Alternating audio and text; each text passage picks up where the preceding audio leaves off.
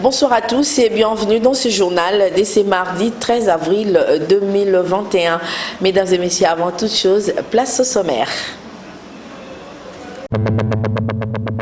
2 mois après sa nomination, le Premier ministre Sama Lukonde a donné les priorités de son gouvernement, à savoir l'amélioration des conditions de vie des Congolais, le retour de la paix, la sécurité et l'enseignement. Les femmes ont salué la représentativité des femmes au premier gouvernement de l'Union sacrée pour la nation. 27%, soit 15 femmes sur 56 ministres que compte ce gouvernement.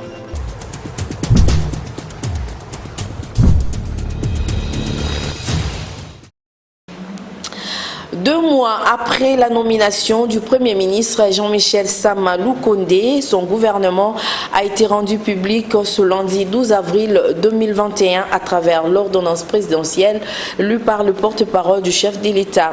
Le gouvernement Sama Lukonde compte 56 membres, dont 4 vice-premiers ministres, 9 ministres d'État, 31 ministres, 1 ministre délégué et 11 vice-ministres. Les détails dans ces reportages que nous propose la presse présidentielle. Le ciel s'est soudainement obscurci ce lundi après-midi sur Kinshasa, alors que le Congo tout entier attendait impatiemment la sortie du gouvernement de l'Union sacrée. Jean-Michel Sama Lukonde, Premier ministre, qui s'est présenté à la Cité de l'Union africaine muni de sa farde de chemise, a présenté au chef de l'État une mouture du gouvernement que le président de la République a consulté et acté.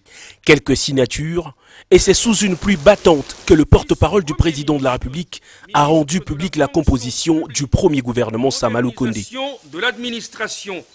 Composé de 56 membres, dont 4 vice-premiers ministres, 9 ministres d'État, 31 ministres, 1 ministre délégué et 11 vice-ministres, la nouvelle équipe gouvernementale compte 15 femmes et des portefeuilles qui s'adaptent aux problèmes sociaux de la population. Au ministère de Petites et Moyennes Entreprises, une brèche entrepreneuriat a été ouverte pour stimuler encore plus les investissements locaux.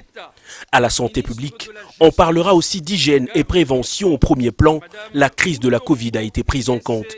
Le ministère de Transport et Voies de Communication s'occupera aussi du désenclavement qui freine l'élan du développement des contrées. Le ministère de la Culture et Arts, lui, prendra désormais en compte la protection de patrimoine en soutien à la vision culturaliste du chef de l'État et président à l'exercice de l'Union africaine, Félix-Antoine Tshisekedi, qui veut que la culture soit utilisée comme vecteur de valeurs positives.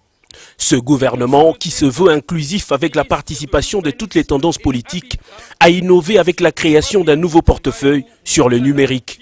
10 membres du gouvernement ont été reconduits, mais 4 seulement ont retrouvé leur portefeuille. Juste après la lecture des ordonnances, le soleil a refait surface comme un symbole de la renaissance des espoirs de tout un peuple placé sur le nouveau gouvernement. Nommé le 14 février 2021 par l'ordonnance présidentielle, Sama Lukonde a pris presque 2 mois pour faire sortir son équipe gouvernementale. Des consultations avec des politiques en passant par les rencontres avec le chef de l'État, Jean-Michel Sama, est passé par toutes les étapes. Prenons à présent la chronologie des événements avec Eric Izami.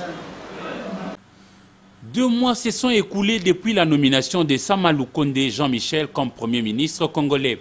2 mois de longue attente pour les Congolais qui s'attendaient à vivre le plus tôt possible l'installation du nouveau gouvernement de l'Union sacrée. Retour sur cette période marquée par de nombreux suspens sur la sortie du gouvernement. Tout a commencé par les consultations des leaders de forces vives de la République démocratique du Congo chez le président de la République, Félix-Antoine Tshisekedi Tshilombo. Étape suivie par l'identification de la nouvelle majorité parlementaire dénichée par Bahati Lukwebo Modeste.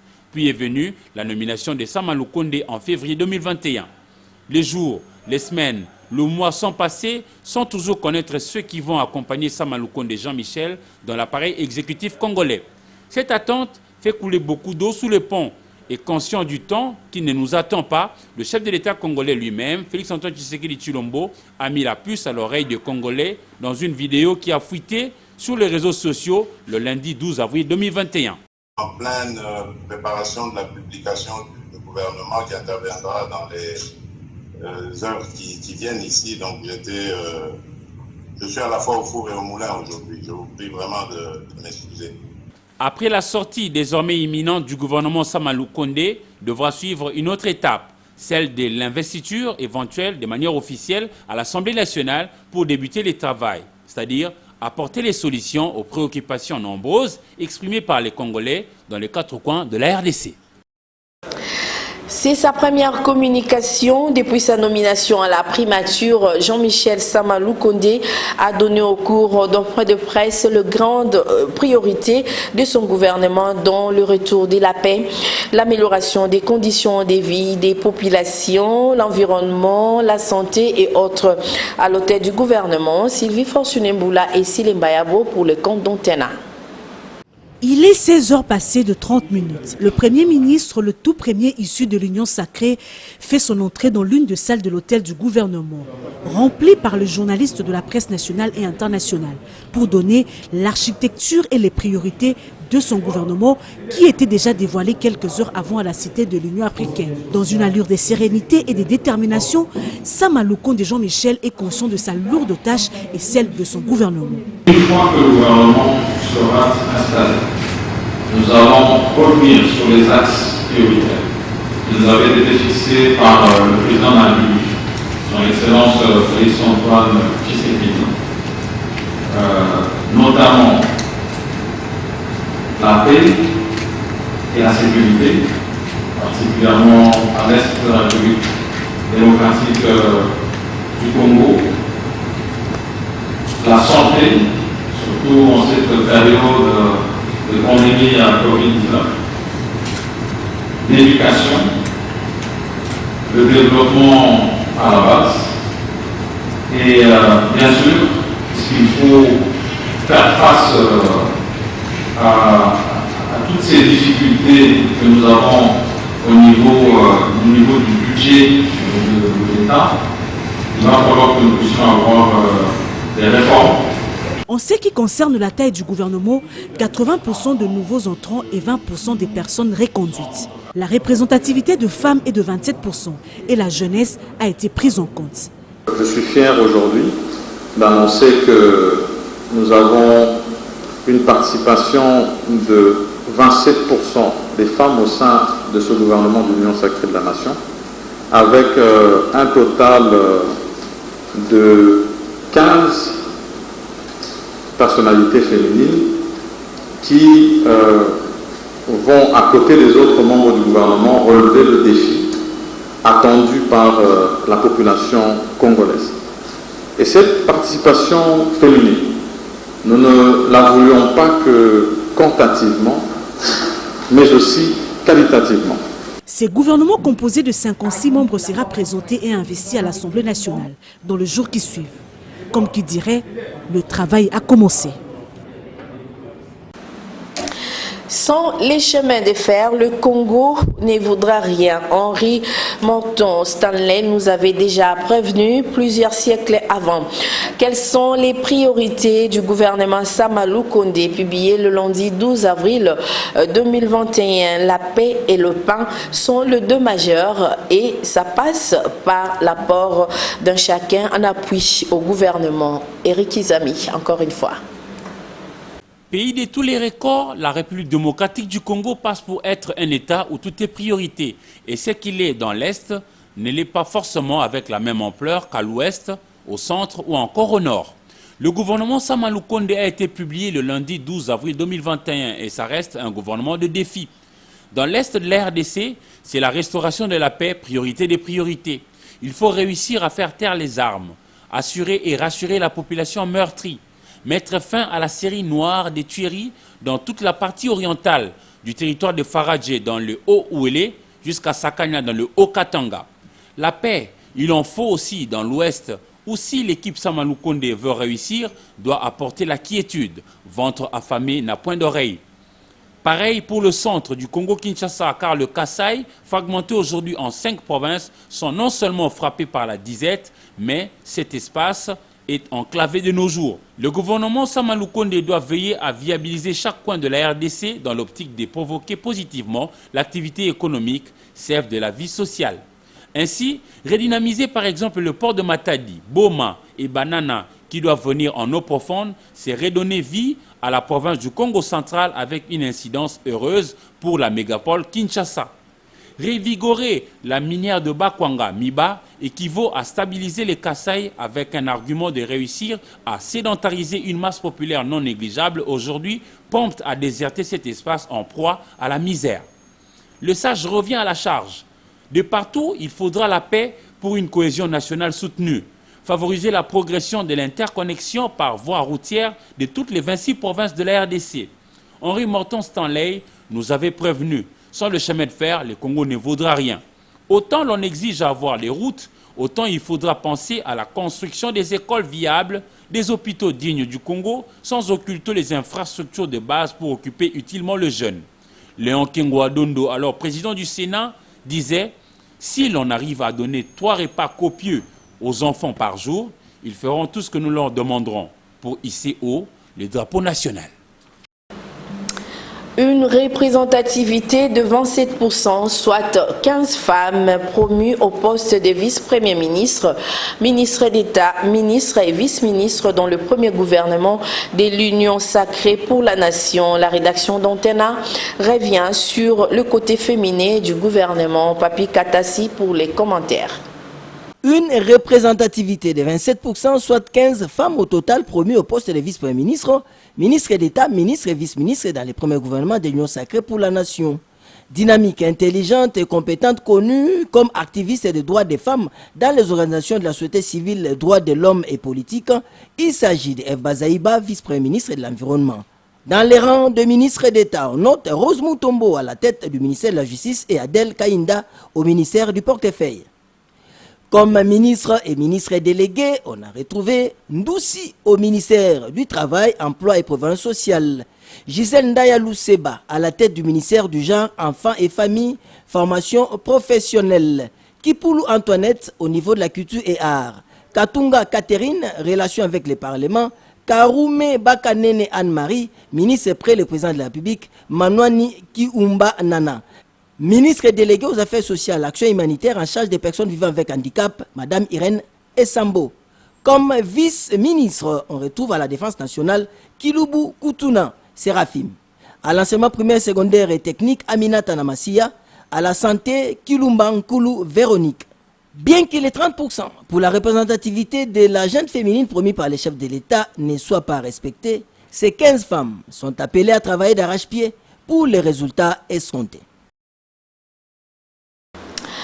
Les femmes de la société civile saluent l'élévation de certaines d'entre elles au gouvernement Sama Lukonde. C'est le cas de Nathalie Kambala Loussé, coordonnatrice de la structure Femmes Main dans la Main pour le développement du Kasaï, et a invité ses pairs à faire honneur à toutes les femmes. Elle a également salué le geste posé par le chef de l'État, Félix Antoine Tshisekedi Tshilombo. Solène Toumba, notre correspondant au Kasaï central, nous en parle. Cette fois-ci, malgré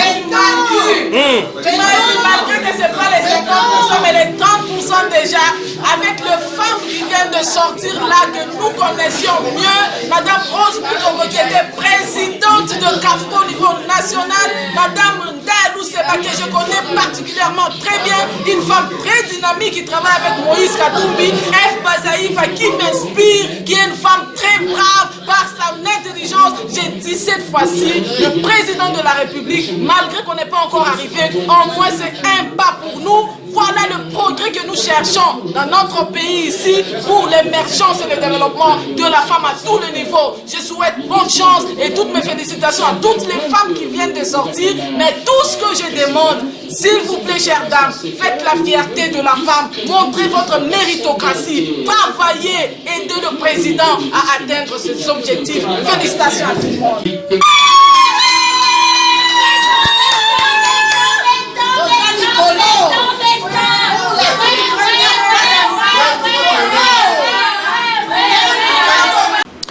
D'une province à une autre, en Ituri, rencontre Bamanissa et le bureau de l'Assemblée provinciale de l'Ituri le lundi 12 avril 2021. Plusieurs questions d'actualité ont été à l'ordre du jour, notamment celle liée à la motion des censures déposées contre le gouvernement provincial. À ce sujet, le gouverneur des provinces a sollicité le report de la séance plénière consacrée à sa réplique.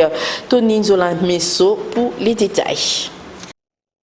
C'est dans le cadre des rencontres interinstitutionnelles que le gouverneur des provinces Jean Bamanissa avec lui, son vice Charles Doudou Martin et le membre du bureau de l'Assemblée provinciale ont échangé ce lundi 12 mars sur quelques questions brillantes de l'heure.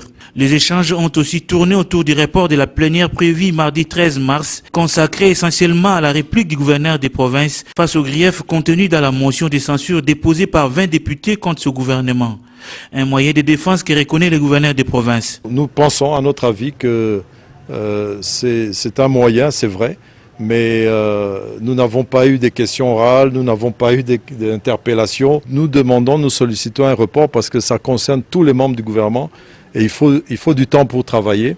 Du temps pour travailler, oui, mais le moment est mal choisi pour engager une telle démarche, déplore-t-il. Pourquoi une motion en cette période, maintenant? Pourquoi le même député, au moment où notre province est en train de brûler? Nous ne voulons pas faire peur à la population, mais la situation n'est pas bonne.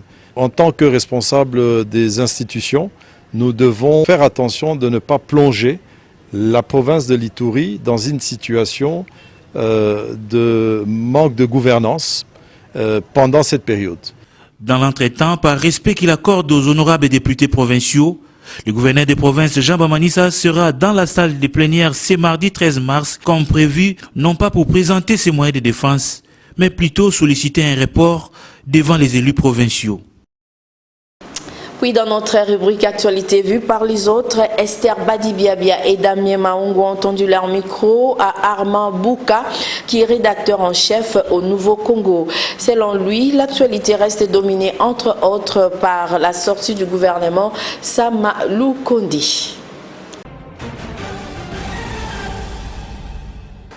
L'actualité, comme vous le savez, reste dominée par la publication de l'équipe du gouvernement de Sama Lukonde, qui a été rendu public hier, et les réactions des gens vis-à-vis justement de cette équipe qui a été réaménagée en tout cas à 80%, avec une participation de 27% des femmes et une bonne participation de la jeunesse également. Les défis sont d'abord d'ordre sécuritaire et social, comme l'a si bien le dire lui-même. C'est-à-dire que c'est justement ces défis auxquels les gens attendent de voir ces gouvernements de warriors. Et je pense que vous avez suivi le Premier ministre, il en est lui-même conscient. Il en est lui-même conscient et il a énuméré 11 priorités. Et parmi ces priorités, on peut donc se rendre compte que la question sécuritaire vient en première place.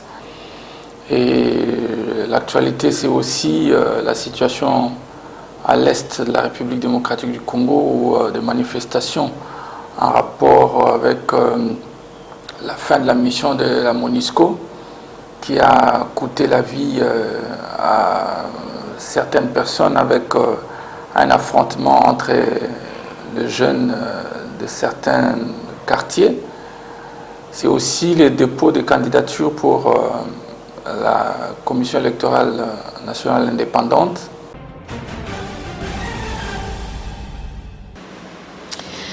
Place à présent à nos partenaires de la Voix de l'Amérique.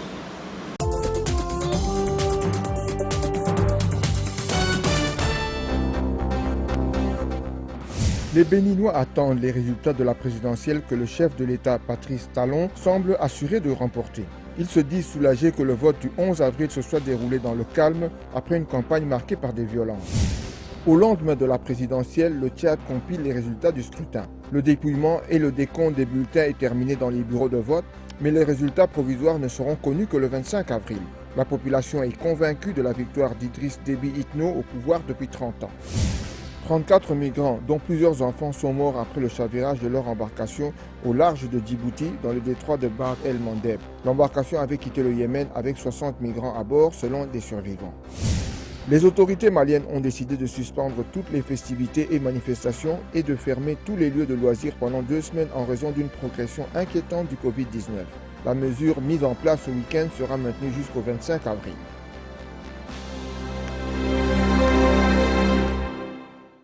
Complétons ce journal par les revues parues ce mardi 13 avril 2021 à Kinshasa dans une sélection et un commentaire de Sylvie Fortuné-Mboula.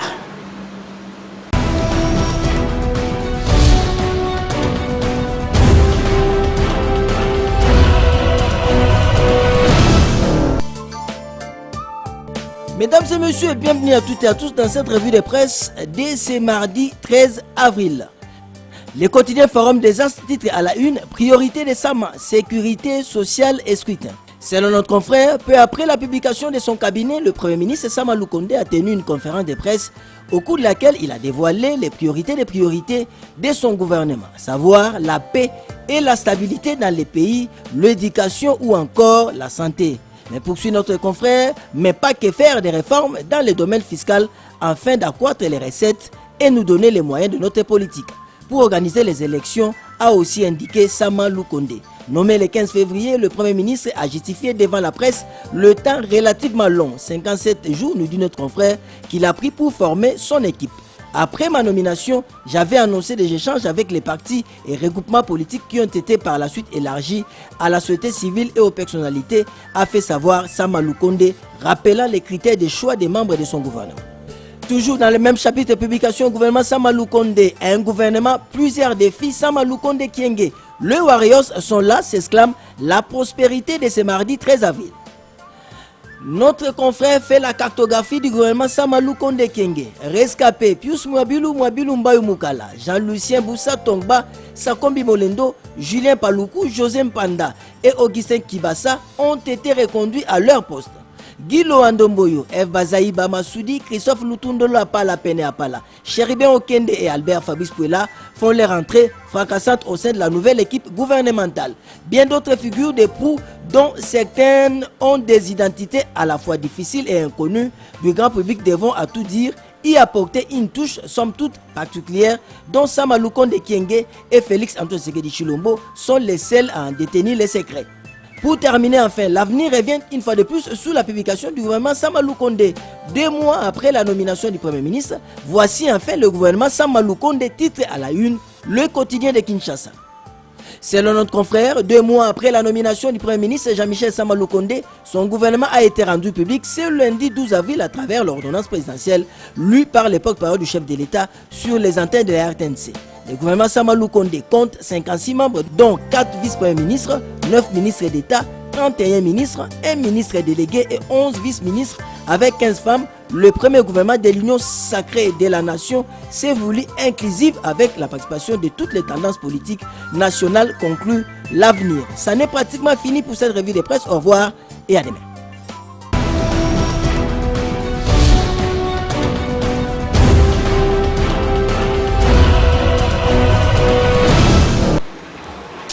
Puis une page magazine dans ce journal. Plusieurs agents de l'Office national du tourisme se sont mobilisés ce mardi 13 mars 2021 devant leur société pour contester la décision du ministre sortant Yves Bounkoulou qui a réhabilité la directrice générale de l'ONT, Rosette Saïba, qui est en liberté provisoire suite à l'affaire de 5 millions de dollars américains détournés. Les agents de l'ONT veulent voir la directrice générale ad intérim, Jolie Yombo Mukendi, poursuivre son bel élan. C'est une page magazine qui vous est proposée par Patrick Borel Mukendi et Juzen Belebeli.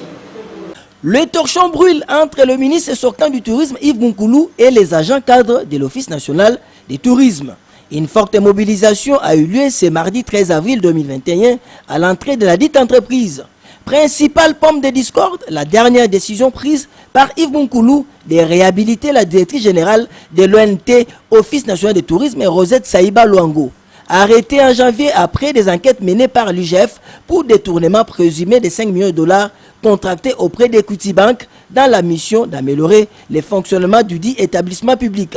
Mis en liberté provisoire, les travailleurs de l'ONT boycottent le retour de leur ancien DG car son intérimaire Joly Yombo Mukendi a redoré l'image ternie en seulement 3 mois. Il y a 5 choses principales qui en principe qui ont fait qu'aujourd'hui les agents de l'ONT puissent revendiquer. La première chose, c'est le détournement de 5 millions de dollars, un emprunt contracté par l'ONT auprès d'Equity Bank, qui avait pour objectif d'être investi dans le secteur du tourisme afin que le secteur du tourisme congolais puisse se relancer. Ce qui fait que cet argent a pris une destination inconnue, donc ça a été dilapidé. Jusqu'à aujourd'hui, on ne sait pas qu'est-ce qu'on en a fait. Et d'ailleurs, c'est à cause de cet argent-là, de cette disparition, que les directeurs de l'Office national du tourisme ont saisi officiellement le ministre du tourisme en son temps. C'était à 2 reprises, le 25 juillet et le 28 août, pour dénoncer ces problèmes de gestion des ressources. Mais ces 2 correspondants sont restés lettres mortes. Mais alors, le parquet général de la Gombe s'est saisi du dossier et a pu mettre la main sur le DG suspendu, Madame Rosette Saïba. C'est le déguerpissement de l'Office national du tourisme de l'immeuble où il y avait son siège, l'immeuble Mayfair, qui est sur le boulevard du 30 juin, numéro 62, en face de la CNSS. Encore une fois, Madame le DG avait dit que l'ONT était en processus d'acquisition de cet immeuble grâce à ses fonds. Mais 2 mois ou 3 mois après, on a déguerpi l'ONT. Ce qui est encore un problème de plus. Le troisième problème, ce sont les arriérés des salaires. Ça fait 7 mois d'arriérés des salaires qu'on doit au personnel de l'ONT. Le 4e problème, c'est l'immixtion intempestive du ministre du Tourisme dans la gestion administrative, technique et financière de l'Office national du tourisme. Ce qui fait que l'ONT, qui est un établissement public, ne jouit pas de son autonomie de gestion. Le dernier problème, c'est que pendant cette période, des mesures conservatoires édictées par la présidence de la République, le ministre du Tourisme s'est permis de signer une note circulaire répartissant encore une fois illégalement les fonds de promotion du tourisme, ce que lui ne peut pas faire, parce que ces fonds, c'est un fonds du secteur du tourisme, mais qui est géré par l'Office national du tourisme. Deuxièmement, le ministre du tourisme plutôt, a signé un arrêté instituant un comité d'encadrement de 60% du fonds de promotion du tourisme en lieu et place de l'Office national du tourisme où, Madame le DG, il y a un conseil d'administration, il y a un comité de directeurs qui doivent se réunir pour regarder comment affecter ces ressources au profit du secteur du développement du tourisme. Et pendant toujours cette même période, hier en principe, le ministre du Tourisme a réhabilité Madame Rosette Saïba, qui est en principe le DG suspendu, qu'elle puisse reprendre le travail, alors qu'elle est à la disposition de la justice. La justice n'a pas encore tranché, il n'y a pas de jugement. Elle a bénéficié de mise en disponibilité, ou de liberté provisoire. Elle ne peut pas reprendre les services. Alors qu'il y a l'adjoint, Madame Jolie Yombo Mukendi, qui, pendant les 3 mois, nous travaillons avec elle, nous avons vu que l'établissement a pris une autre allure. Elle a donné un élan pour que cet établissement puisse prospérer. Et nous espérons, et il vient du coup arrêter cette allure de développement de l'établissement. Le syndicaliste de l'ONT, Office national du tourisme, promet de faire un sit-in à la primature si l'arrêté de Yves Moukoulou est maintenu.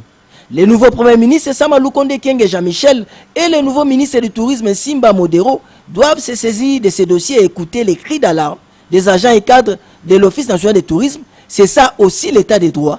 Affaire à suivre. C'est la fin de ce journal, mais bien avant de boucler complètement ce journal, nous vous rappelons les titres. 2 mois après sa nomination, le Premier ministre Sama Lukonde a donné les priorités de son gouvernement, à savoir l'amélioration des conditions de vie des Congolais, le retour de la paix, la sécurité et l'enseignement. Les femmes ont salué la représentativité des femmes au premier gouvernement de l'Union sacrée pour la nation. 27%, soit 15 femmes sur 56 ministres que compte ce gouvernement.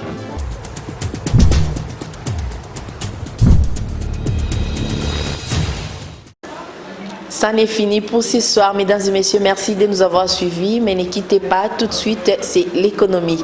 D'ici là, portez-vous bien. Je vous retrouve demain à la même heure pour la grande édition du journal télévisé. Au revoir.